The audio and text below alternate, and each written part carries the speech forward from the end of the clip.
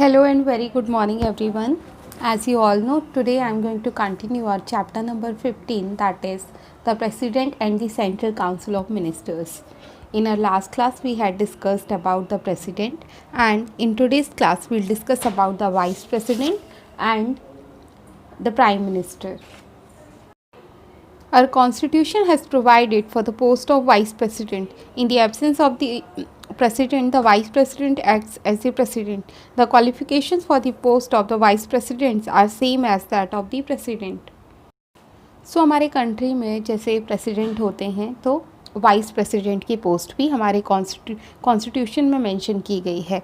जब प्रेसिडेंट नहीं रहते हैं, किसी कारण से एब्सेंट रहते हैं, तो उनकी जगह पर वाइस प्रेसिडेंट ही काम करते हैं. और वाइस प्रेसिडेंट की क्वालिफ़िकेशन सेम होती है जो हमने प्रेसिडेंट की क्वालिफ़िकेशन पढ़ी थी. The term of office of Vice President is 5 years. The Vice President is elected by the members of both the houses of Parliament by secret ballot. The Vice President is the ex officio chairman of Rajya Sabha. He presides over the meeting of the Rajya Sabha. He conducts debate on bill presented in Rajya Sabha. He abstains from voting while passing a bill because he is not an elected member of the Rajya Sabha. ना vice president का जो कार्यकाल होता है, जो इनकी term होती है, वो 5 ईयर्स की होती है. और वाइस प्रेसिडेंट पार्लियामेंट के एक सीक्रेट इलेक्शन के थ्रू इलेक्ट होते हैं. वाइस प्रेसिडेंट राज्यसभा के एक्स ऑफिशियो चेयरमैन भी होते हैं. वो राज्यसभा की सारी मीटिंग्स को डील करते हैं. उसके बाद राज्यसभा में जो भी बिल पास होने के लिए डिबेट होती है, बहस होती है, उसको भी कंडक्ट वाइस प्रेसिडेंट ही करते हैं. लेकिन जो बिल पास होने के लिए जो वोटिंग होती है, उसमें वाइस प्रेसिडेंट अपना वोट नहीं दे सकते हैं. क्यों नहीं दे सकते हैं? क्योंकि ये राज्यसभा के इलेक्टेड मेंबर नहीं होते हैं. The Prime Minister and the Union Council of Ministers.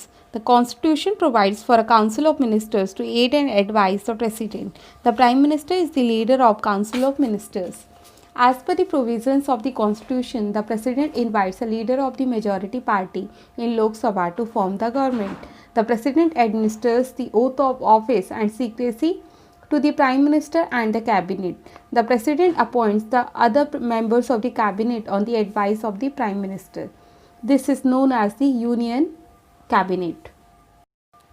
Now see, अब जैसे हमने देखा कि प्रेसिडेंट होते हैं, वाइस प्रेसिडेंट होते हैं.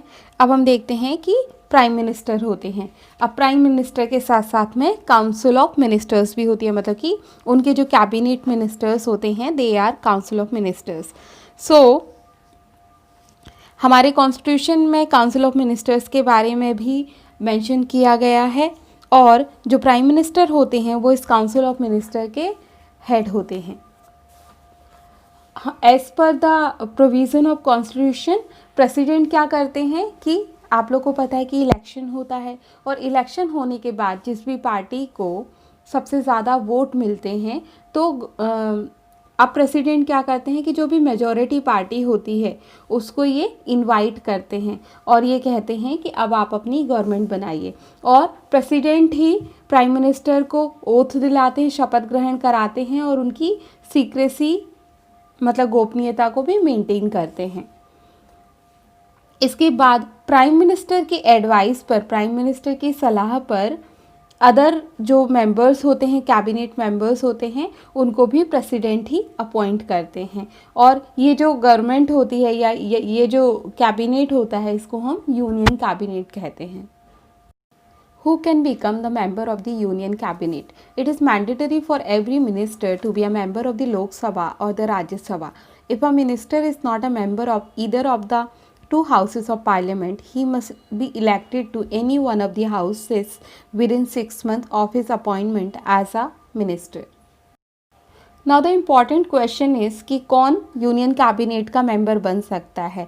तो अगर आप मिनिस्टर बन रहे हैं तो ये कंपलसरी है कि आप या तो लोकसभा या राज्यसभा के मेंबर होने चाहिए. लेकिन कई बार ऐसा भी होता है कि किसी को मिनिस्टर बना दिया जाता है, लेकिन वो इनमें से किसी भी हाउस के मेंबर नहीं हैं तो उनके लिए क्या किया जाएगा कि उनको 6 मंथ्स दिए जाते हैं after his appointment as a minister, मतलब मिनिस्टर बनने के बाद में उनको 6 मंथ्स दिए जाते हैं कि आप विद इन दीज 6 मंथ आप किसी भी लोकसभा या राज्यसभा की मेंबरशिप को ले लीजिए। The function of the Prime Minister and the Council of Ministers. The office of the Prime Minister is very important in the Indian Constitution. He forms the Council of Ministers and allocates portfolios amongst them. He is head of the Council of Ministers. When the Prime Minister resigns, the Council of Ministers automatically dissolves. Now let's see Prime Minister और Council of Ministers के क्या काम रहते हैं। Prime Minister बहुत important role play करता है Indian constitution में, और वो काउंसिल ऑफ मिनिस्टर्स को फॉर्म करते हैं, मतलब बनाते हैं काउंसिल ऑफ मिनिस्टर्स को, और उसके बाद में इन लोगों को इनका काम बांट देते हैं। काउंसिल ऑफ मिनिस्टर्स के प्राइम मिनिस्टर हेड होते हैं, और सबसे इंटरेस्टिंग बात ये है कि जब अगर प्राइम मिनिस्टर ने रिज़ाइन कर दिया है तो council of ministers automatically resigned हो जाते हैं। It is the responsibility of the Prime Minister and the Council of Ministers to implement the laws and policies framed by the Parliament in entire country. They frame policies for administration, economic development, security and foreign affairs, etc. There are several departments or ministries of Council of Ministers like Home Ministry, Finance Ministry, Defense Ministry, External Affairs Ministry, etc. Now अब ये prime minister और council of ministers की responsibility होती है कि आप अपनी country के लिए लॉज बनाइए, पॉलिसीज़ बनाइए और उनको इम्प्लीमेंट करिए। तो ये लोग पॉलिसीज़ फ्रेम करते हैं, एडमिनिस्ट्रेशन में करते हैं, इकोनॉमिक डेवलपमेंट में करते हैं, सिक्योरिटी रक्षा के लिए करते हैं, फॉरेन अफेयर्स मतलब हमारे विदेशों के साथ जो भी रिलेशंस हैं तो उनके लिए ये लोग पॉलिसीज़ बनाते हैं। और बहुत सारे डिपार्टमेंट्स होते हैं काउंसिल ऑफ मिनिस्टर्स के, जैसे होम मिनिस्ट्री होती है गृह मंत्रालय, फाइनेंस मिनिस्ट्री होती है वित्त मंत्रालय, डिफेंस मिनिस्ट्री होती है रक्षा मंत्रालय, एक्सटर्नल अफेयर मिनिस्ट्री होती है मतलब जो विदेश मंत्रालय। सो ऐसे और भी बहुत सारे मंत्रालय होते हैं। So students, this chapter is over now. It was very small and very interesting chapter. I hope आप लोगों को समझ में आया होगा। हमने इस चैप्टर में प्रेसिडेंट और सेंट्रल काउंसिल ऑफ मिनिस्टर्स के बारे में पढ़ा है, मतलब हमने हमारे राष्ट्रपति और प्रधानमंत्री और यूनियन कैबिनेट के बारे में इस चैप्टर में पढ़ा है। सो उम्मीद करती हूँ कि आप लोगों को समझ में आया होगा। अगर कोई डाउट है तो आप लोग पूछ सकते हैं, और अगर आपको वीडियो अच्छा लगा है तो please like, share and subscribe करना मत भूलिएगा। Thank you.